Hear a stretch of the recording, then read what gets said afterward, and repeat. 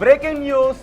తన తాతను చంపిన వారిని సైతం తాము వదిలేశాము అని ఆంధ్రప్రదేశ్ మాజీ ముఖ్యమంత్రి వైఎస్ జగన్ చేసిన వ్యాఖ్యలను ఖండించారు పేర్ల పార్థసారథి రెడ్డి.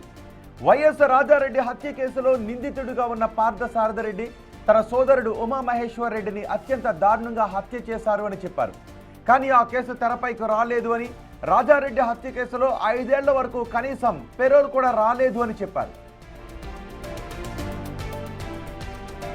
ఈ అంశంపై పేర్ల పార్థసారథి రెడ్డితో మా ప్రతినిధి శివ మాట్లాడారు. ఆ సమయంలో ఆయన ఎటువంటి వివరణ ఇచ్చారో చూద్దాం.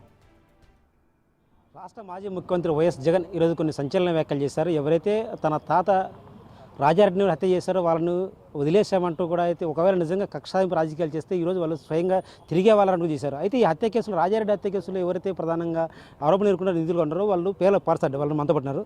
సార్ చెప్పండి, అసలు వైఎస్ రాజారెడ్డి హత్య కేసులో మీరు ఆ రోజు జీవితంగా అనిపించారు. ఆ తర్వాత పరిణామాలు అంటే ఎందుకు ఈ హత్య కేసులో మీరు ఆ రోజు జరిగిన నేపథ్యం ఏంటి? 96లో నన్ను నరికినారు కదా, అది అందరికీ జిల్లా ప్రజలందరికీ మరుపురాని విషయమే కదా. 96లో నన్ను నరికినారు. పదే చంపుతామని ప్రయత్నం చేస్తూ ఉంటే అనుకోకుండా యాక్సిడెంటల్గా జరిగిన సంఘటనే రాయారెడ్డి మర్డర్. అదే రోజు మా తమ్ముడు ఉమామహేశ్వర్ రెడ్డి కూడా వాళ్ళు చంపేసినారు. రాయారెడ్డి కేసులో ఏ విధంగా అయితే మేమందరం ముద్దాయిలమో, మా తమ్ముని కేసులో కూడా భారతీ తండ్రి ఈసీ గంగిరెడ్డి, అవినాష్ తండ్రి వైఎస్ భాస్కర్ రెడ్డి ముద్దాయిలు. 2 కేసులు సెషన్స్లో అక్విట్ అయినాయి. తన సీఎం అయిన తర్వాత తన కేసు గవర్నమెంట్ అప్పీల్ చేసుకున్నాడు, మా కేసు వదిలేసినాడు. మేము ప్రైవేట్ అప్పీల్ చేసుకున్నాం.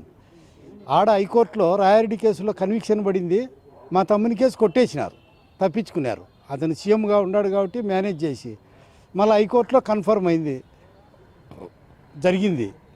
మరి అయితే కనుక ఇంత మమ్మల్ని స్వేచ్ఛగా వదిలేసేవాడైతే రాయారెడ్డి మా తమ్ముడు చనిపోయిన తర్వాత మా ఊర్లో ఇల్లు ఎందుకు కూల్చాలా, పులివెందుల్లో ఎందుకు కూల్చాలా? మరి రాజశేఖర రెడ్డి చనిపోయే వరకు లైఫ్ కన్విక్టెడ్ ఖైదీలకు రాయారెడ్డి కేసులో ఎందుకు 6 సంవత్సరాలు పెరోలు కూడా లేదు? ఎందుకు లేదు పెరోలు? ఇదేనా ఆయన మమ్మల్ని వదిలేయడం?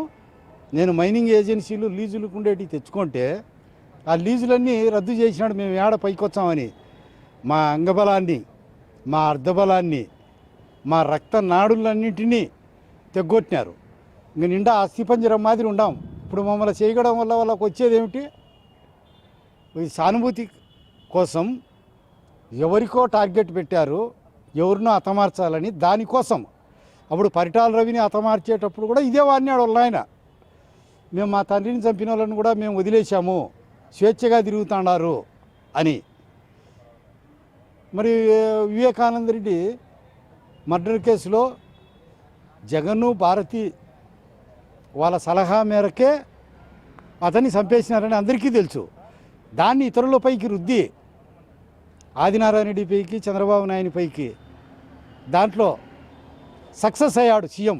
అదేవిధంగా ఎవరో ఒకరిని మళ్ళీ సంహరించి వీళ్ళే సంహరించినారని చెప్పి కేసులు పెట్టి మేము పార్థసారథి రెడ్డి దగ్గరికి పోలే అని ఇది చెప్పుకోవడం ఒక అలవాటుగా మారింది. లాస్ట్ 98 నుంచి ఇదే వాళ్ళ తండ్రికి కూడా ఇదే అలవాటే. ఆ రోజు నా పైన సూట్ కేసు బాంబు పెట్టినారు. 6 గంటలు సుదీర్ఘమైన చర్చ జరిగింది. అదేం కేసు ఏం నేను పెట్టింది కాదు, పోలీసులు పట్టుకున్నారు సెషన్స్ కోర్టులో. నన్ను చంపేదానికి జగన్ సహాయం చేసేట్టుగా మద్దెల చెరువు సూరి జగన్కు, పరిటాల రవిని వధించేటందుకు మద్దెల చెరువు సూరికి జగన్ సహాయం చేసేట్టుగా. పరిటాల రవిని చంపేసినారు కదా రాజశేఖర రెడ్డి, జగనే. వాళ్ళే కదా ప్రథమ ముద్దాయిలు, లాస్ట్ ముద్దాయిలు. దానికి స్క్రీన్ ప్లే, డైరెక్షన్ అంతా. రాజారెడ్డి హత్య తర్వాత ఆ తర్వాత వైఎస్ రాజశేఖర రెడ్డి సీఎం అయ్యాడు, ఆ తర్వాత వైఎస్ జగన్మోహన్ రెడ్డి సీఎం అయ్యారు. అయినప్పటికీ కూడా ఎవరైతే రాజారెడ్డి కేసులు నిధులు స్వేచ్ఛగా వదిలేసామంటూ కూడా చెప్తున్నారు. అంటే నిజంగా మేము వదిలేశారా, లేదంటే ఇది ఎందుకు అసలు ఇది ఆరోపణలు? ఇప్పుడు ఎవరో రాయిస్తారు, వారానికి ఒకసారి బెంగళూరు నుంచి వస్తాడు, ఆ స్క్రిప్ట్ అంతా చదువుతాడు. అది స్వయంగా చెప్పే పరిజ్ఞానం లేదు. ఆ సూచ్ చదువుతాడు, మళ్ళా వారానికి వచ్చాడు, ఓ 3 గంటలో 4 గంటల్లో చదువుతాడు, పోతాడు.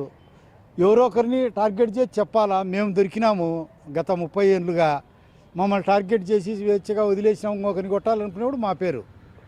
ఇవన్నీ కడప జిల్లాలో జరిగింటి, రాయలసీమలో జరిగినటువంటి నేరాలకు, ఘోరాలకు, పాపాలకు కారణం ఆ కుటుంబం. హంతకులు, నర్రూప రాక్షసులు, రక్తం దాగే రాక్షసులు. ఎవడు అడ్డం వచ్చినా సమ్మరిస్తా పోతుంటారు, ఏదో ఒకటి కారణం క్రియేట్ చేసి ఆ కారణం నేను దొరికిన దురదృష్టవశాత్తు వాళ్లకు. అది చంద్రబాబు నాయుడు గ్రహించాలా, సముచితమైన చర్యలు తీసుకొని ఇలాంటి స్టేట్మెంట్లు జగనీయకుండా తెలుగుదేశం పార్టీ కార్యకర్తలు, లీడర్లు ఎక్కడికక్కడ ఇలాంటి భావజాలాన్ని అణిచివేయాల, కాలరాయాల. వైఎస్ జగన్ పార్టీపై అయితే వైకాపా మీరు గొడ్డల పార్టీని ఆరోపిస్తారు. దానికి సంబంధించి కూడా ఆయన కొన్ని కౌంటర్ చేశారు. వైఎస్ వివేక హత్య కావచ్చు, లేదంటే ఇటీవల జరిగిన పెద్ద హత్య కావచ్చు, ఈ రెండు హత్యలు కూడా కేవలం టీడీపీ హయాం జరిగాయి. అంటే ఎవరిది గొడ్డల పార్టీ అని కూడా ఆయన కౌంటర్ ఇచ్చారు. ఎవరి హయాములు అన్నా జరగని. ఇప్పుడు పరిటాల రవి హత్య ఎవరి హయాంలో జరిగింది? గుండ్లకుంట శివారెడ్డి హత్య ఎవరి హయాంలో జరిగింది? చెంగల్రాయిని 18 మందిని చంపింది ఎవరి హయాంలో జరిగింది? బలశాలులు ఎవరు అధికారంలో ఉన్న అధికార వర్గాన్ని మడిసి పిరికిట్లో పెట్టుకొని పనులు వ్యవస్థలను నియంత్రించగలిగినటువంటి కెపాసిటీ ఉండే కుటుంబం నేరం ఎలా చేయాలా, ఎలా తప్పించుకోవాలా, ఇతరులపైకి నెట్టాలా అనే దాంట్లో నిపుణులు.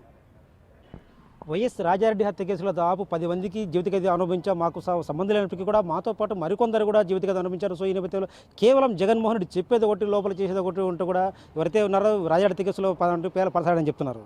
కెమెరా పర్సన్ సుదర్శన్తో శివ, బిగ్ టీవీ.